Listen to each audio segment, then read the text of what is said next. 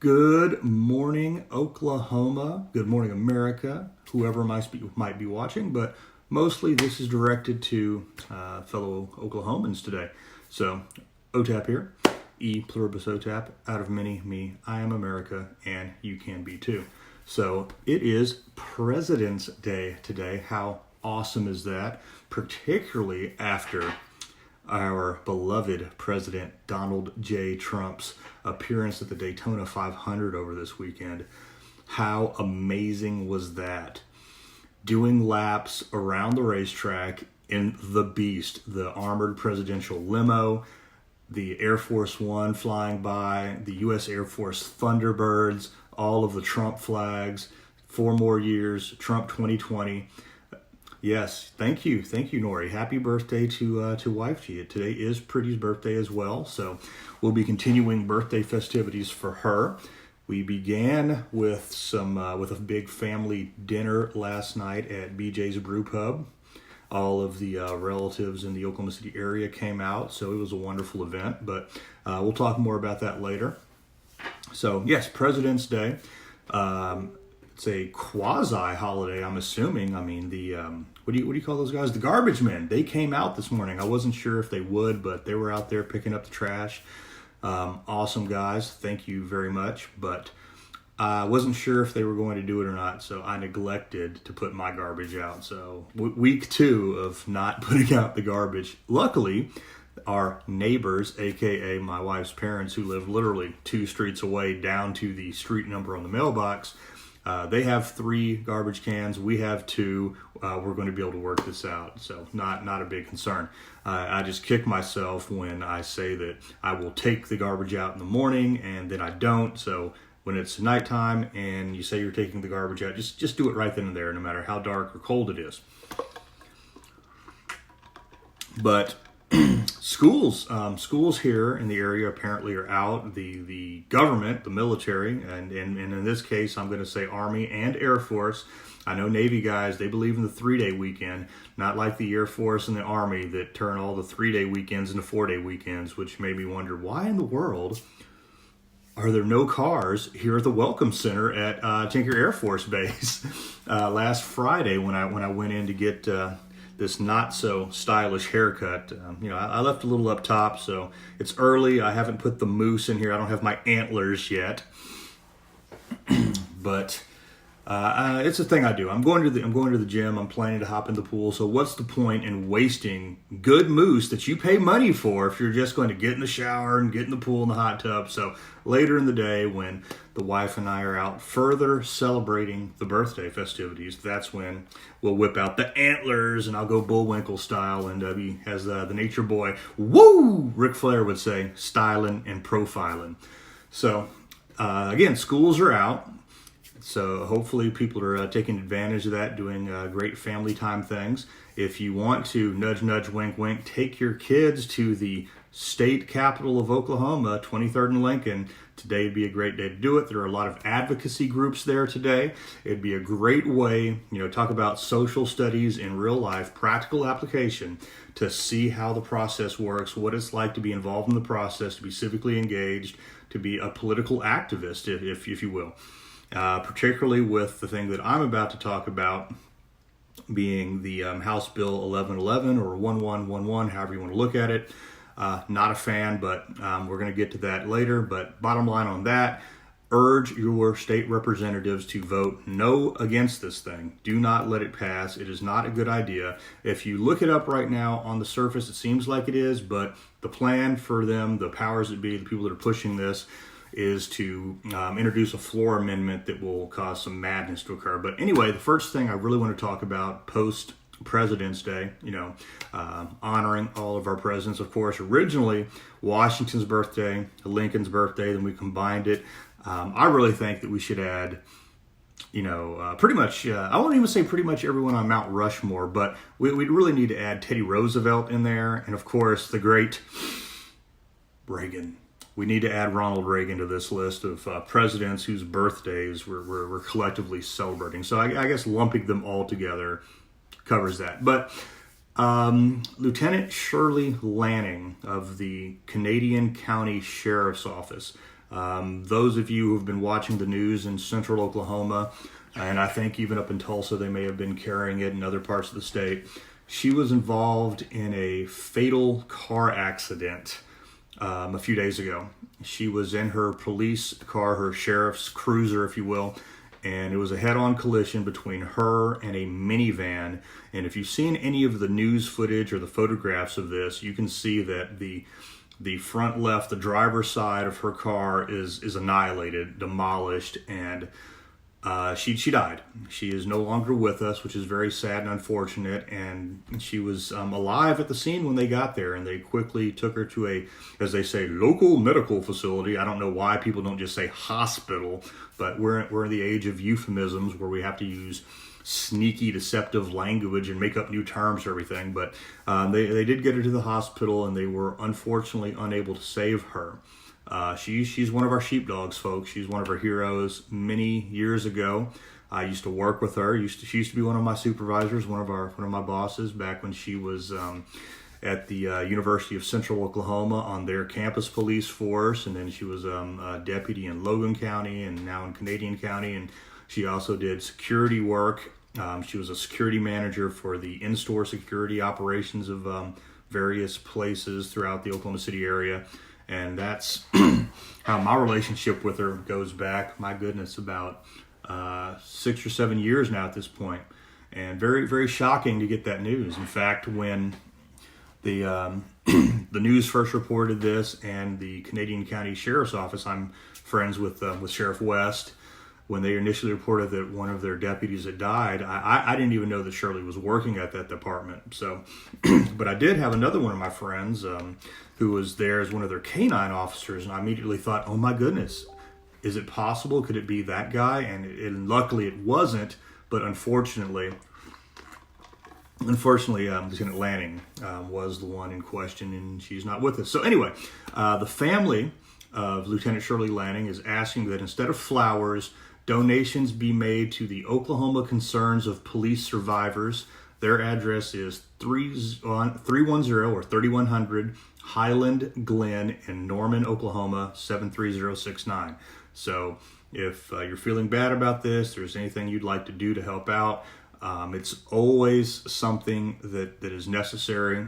Life insurance being what it is, for our sheepdogs, it may not necessarily cover all of the expenses or necessary for the survivors and the family members to get their affairs in order. So anything can be helped out. And just as a note to the rest of us, when it comes to life insurance, get it early, go big, because GoFundMe, that is not your life insurance, folks. You need to have a plan in place for the inevitable.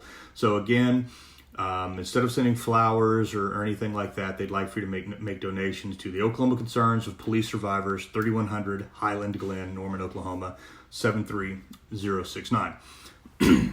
And if anyone would like to attend the funeral, I believe that's coming up soon. There will be a public visitation, a viewing, if you will, today, Monday, between 2 and 5 p.m. and tomorrow, Tuesday, 8 a.m. to 5 p.m. at the Baggerley Family Funeral Home in Edmond, Oklahoma, 930 South Broadway in Edmond, Oklahoma, 73034.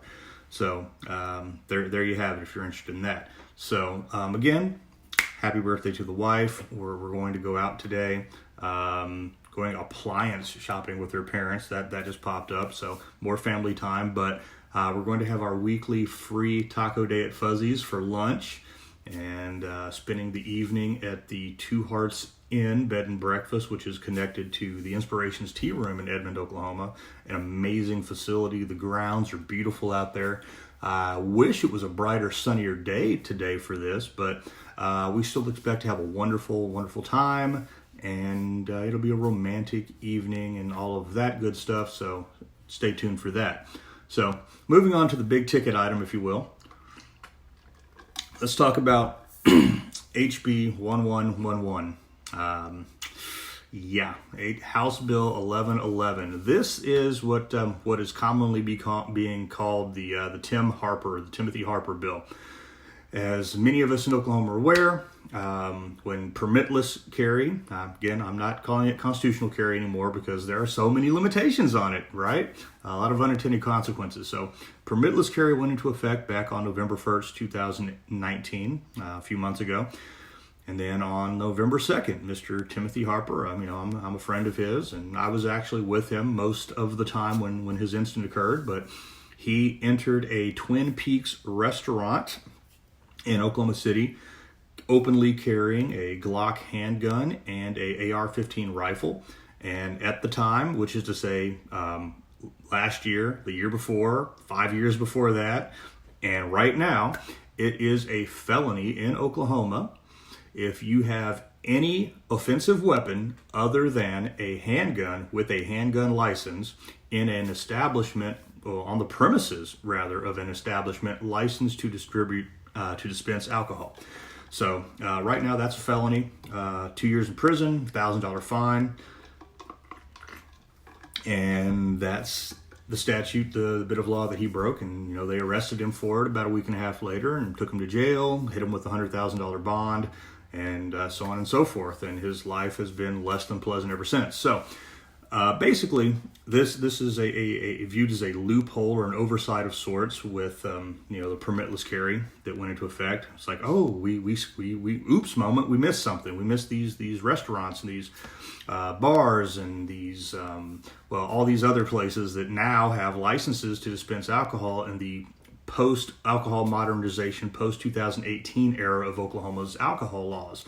Because, we're looking at movie theaters, nail salons, furniture stores, barber shops, Chuck E. Cheese's, coffee shops, all manner of places that have a license to dispense alcohol. And of course, those places where you paint and drink wine at the same place, obviously they would fall under this as well. So on the surface, HB1111 seems like a good thing. The goal is to remove... Yes, good question from Belinda. What about those who have had their hands registered in martial arts as my hands are a deadly weapon?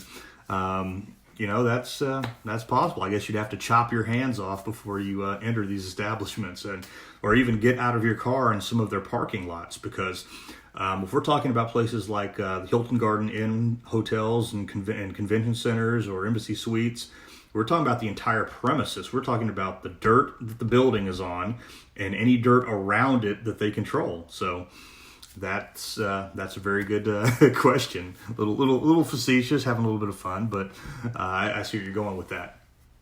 But anyway, the goal, the overriding goal with this bill as written as right now, which will be heard today. The House will open for business at approximately 1:30 this afternoon. And congratulations to fellow American, fellow Dirty Sailor Lisa Acevedo, who will be recognized as the Veteran of the Day today.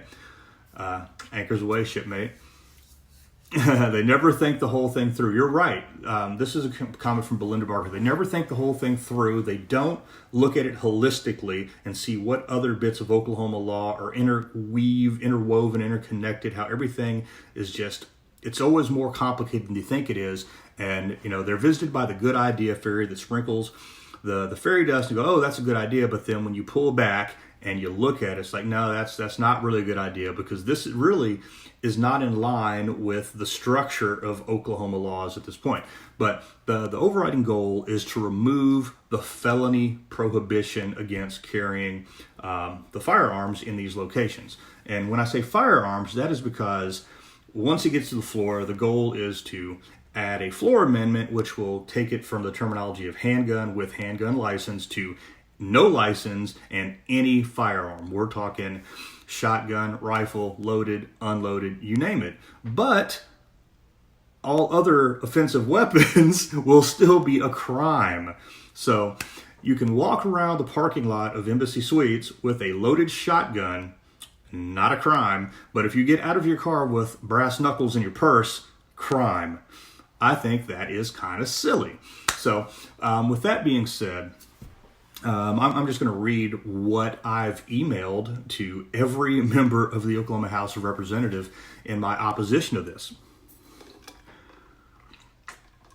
So the subject, the heading line on this is, no on HB 1111, Armed security exemption, yes. Mandatory signage, no. And when I say, well, I'll read the whole thing first and then I'll break it down. So I'm writing as a deeply concerned U.S. citizen, an Oklahoman and SDA instructor, patriot, and military veteran. HB 1111 is a piece of legislation that is of great concern to me, not just as currently written, but even more so when taken into consideration with the proposed amendment to it relating to mandatory signage that is neither consistent with nor compatible with current Oklahoma alcohol law since the modernization of 2018. First and foremost, because of the modernization of 2018, the number and types of licenses to dispense alcohol, as well as the number of establishments with such licenses, has diversified and increased significantly. Also, because of these increasingly dangerous times we're living in, more and more establishments are seeking to employ armed security guards, either on a daily basis or just during special events. Now, with that being said, while the current Oklahoma Self-Defense Act has exemptions in place for police officers while working and private investigators while working to allow them access to the premises of an establishment licensed to dispense alcohol while armed if they do not have a handgun license, we do not currently have a similar exemption for licensed cleat certified armed security while they're working. Now, we should look to amend current law to correct that oversight as soon as possible. With that being said, when it comes to the, what in the world have you done to that puppy dog? So someone has just entered with Bat Pup. It looks like Rorschach from Watchmen. Oh my goodness! Look at this. She doesn't like it. Yeah, I wouldn't like it either. Oh my goodness. Lucy, come here. Hi, Lucy. You're on. Anthony's watching. We missed you at the Glock match over the weekend, Anthony. We talked about you, but in a good way. It could be underwear. Yeah. Okay, we're not going to give her doggy panties. Oh my goodness. They're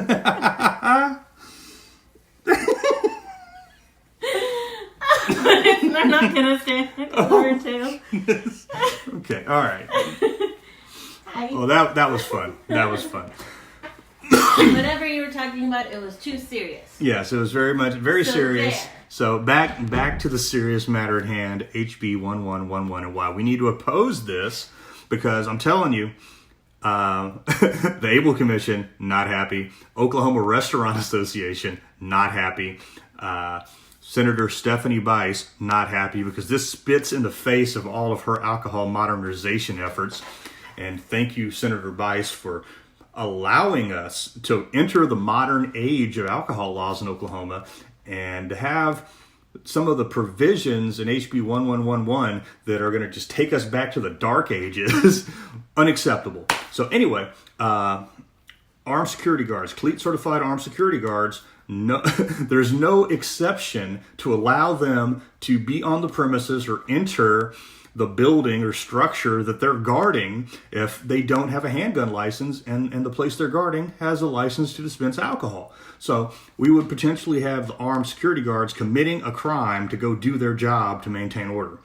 So again, we need to amend current law to correct that oversight as soon as possible. Now, when it comes to the question of the possible amendment to HB 1111 that would legally mandate and require so-called 51% signs, this is something that Texas does. They have giant signs, 51%, and there's some verbiage on there. If a business establishment derives at least 51% of their revenue from alcohol sales, they put up this giant sign, and then it's against the law to go in there with guns. So we don't want that in Oklahoma. We don't want mandatory signs. It's something we neither need nor want because it would be a step backwards. We want fewer signs, not more. It is also an unneeded anachronism that is neither reflective nor compatible with our modernized post-2018 alcohol laws. It just doesn't fit into the structure of how we do things in Oklahoma now. It either ignores or is ignorant of the fact that if an establishment has a full kitchen and serves food from a full menu here in Oklahoma, they're already required to maintain 35% gross food sales to maintain their status of having alcohol as their non-primary purpose. Now, just ask yourself, do a little bit of napkin math on this one. Ask yourself what this could potentially mean for many establishments if that threshold is raised from 35% food to 49% food. Okay, let's think about that. Now, going on.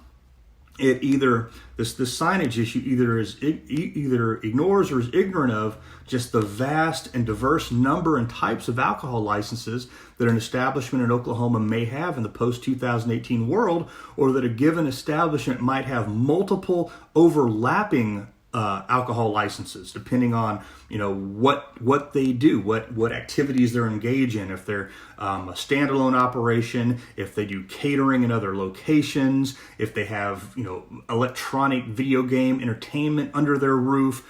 There's just so many things that aren't being taken into consideration and the way this thing is being put together. Now,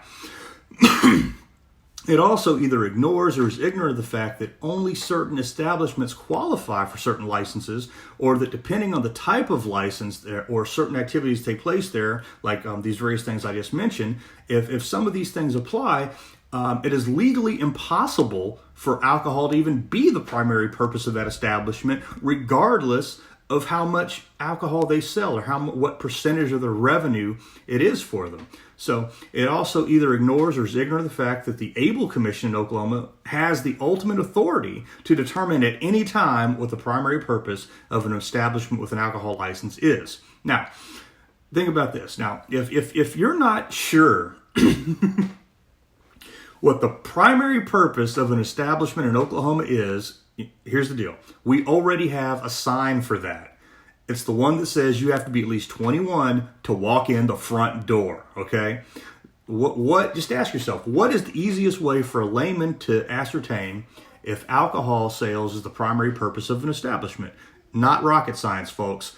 Just ask yourself, if this place could no longer sell alcohol, could they stay in business? If the answer is no, then alcohol is its primary purpose, and it's virtually assured that you will need to be at least 21 to get in the door, and taking a gun in there is probably a bad idea. Now, of course, one of my favorite places, Wilshire Gun in Oklahoma City, has shown us for years now that having all manner of weaponry in close proximity to beer and vodka is not the end of the world, and that the only thing that should matter is whether or not you consume the alcohol, drink it or eat some food that contains alcohol while you're carrying your handgun or your rifle or whatever bit of weaponry you have, because this is a place where they've got machine guns, shotguns, rifles, pistols of all sorts, full auto, semi-auto, Gatling guns, you name it.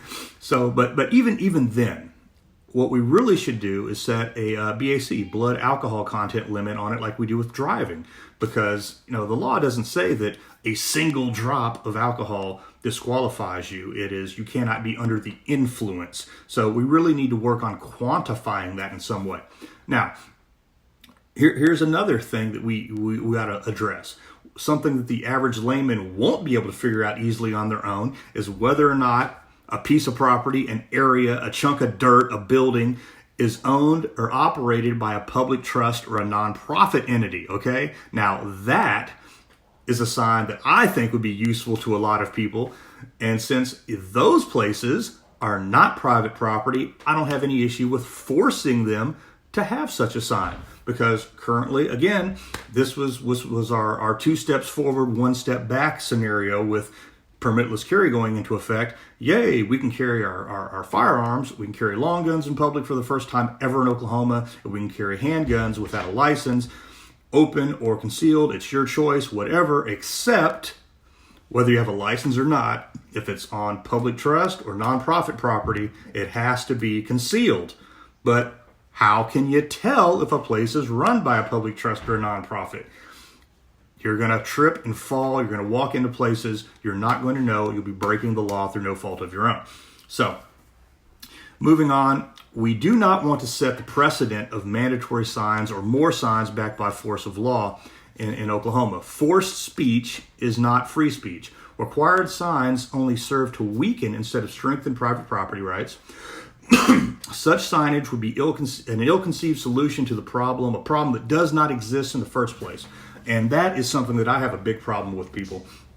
We have these organizations out there that are writing legislation for our legislators. Okay, make no mistake, your representatives and senators many times are not doing their own homework. They're not writing the bills themselves. Somebody else, either within the state or out of state, they're writing it. They're going cut and paste cookie cutter style. They're saying, here, Representative Jones or Representative Wilson or Representative Singh or whatever, you need to put your name on this as if you're the author of it and go present it and push our agenda and not something that is the agenda of yourself or your constituents. Okay? And in doing so, we have people that are, it's a beast that has to feed itself.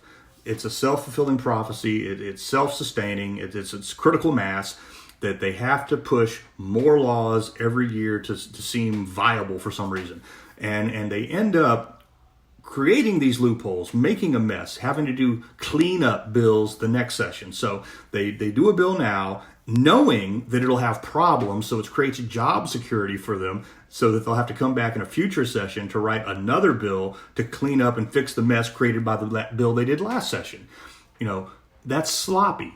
If somebody worked at a private company and they did sloppy work like that, you'd get fired. So why are we re-electing people that allow this to happen? Seriously, let's think about this. Now, speaking of these signs, right now under Oklahoma law, when it comes to transporting firearms, long guns, shotguns, rifles, you can transport them magazine loaded, but not chamber loaded, all right? You can walk around with it chamber loaded, but once you get in your car, you have to take the round out of the chamber before your automobile or your vehicle begins to move, right? With that being said, should we also have a law mandating, making it a crime if you do not do so, requiring you to put a sticker on the window of your car reminding you to remove the round from the chamber before you put the gun in there? That's what this is the equivalent of. It's spitting in the face of private property rights, among other things. So, as such, I would urge any legislator, in fact, every legislator, to vote no on this legislation as written until it can be amended to include the aforementioned exception for armed security guards. I would also urge any legislator to vote no on this bill if it is amended to include any mention of 51% or other mandatory signage. And in either case, I would urge any legislator to not even vote on this thing. Just move to table it. If there are any amendments that come up and you don't have a chance to see what the bill looks like in its entirety with all the amendments in place, and you don't have a chance to look at it, read at it, understand what you're actually voting on, if you don't have a chance to go back, seek legal counsel, get any input for your constituents, that's not the way we want to do business, folks, okay? So, again, this is coming up today. Today. I'm at the Oklahoma House of Representatives. They're open to the public. It is the people's house. Go to your house, folks. Let these guys and gals know how you feel. And think about all of the unintended consequences that can come from some of these ill-conceived laws that oftentimes aren't even written by your constituents and may not even reflect the will of the people. So with that being said, I think we're going to, to wrap this up, head to the gym, get the hair messed up, and play with the dog some more, see if she's wearing underwear anymore. All right, that's it. Have a great day, everyone. Enjoy this amazing President's Day here in the United States of America, the greatest country in the history of the world, and the only one there should be. Oh, tap out.